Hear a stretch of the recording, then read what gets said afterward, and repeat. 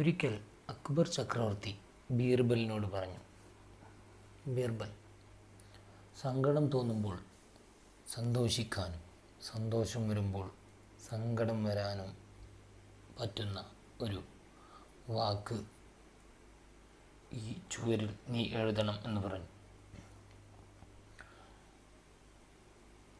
അപ്പോൾ ബീർബൽ എഴുതി, ഈ സമയവും കടന്നു പോകും.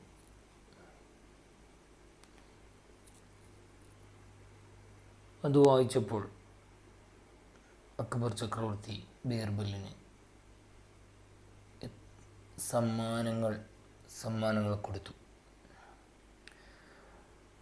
അങ്ങനെ ഇത് വെറുമൊരു രാജാവും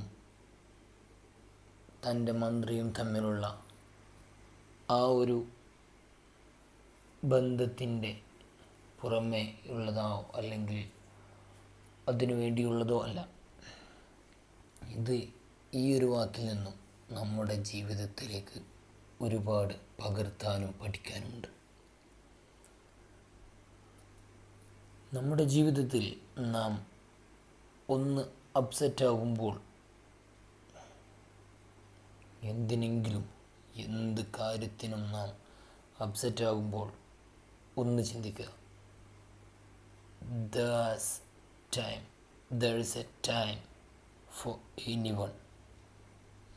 ഈ സമയവും കടന്നു പോകും എന്നുള്ള ഒരു തത്വം നമ്മുടെ മനസ്സിൽ എപ്പോഴും ഊന്നി കടക്കേണ്ടതുണ്ട്. എന്നാലേ നമുക്കൊരു ഊർജവും ആർജവും ഉണ്ടാവുകയുള്ളൂ ജീവിക്കാനും ജീവിതം തുടർന്നു കൊണ്ടുപോകാനും.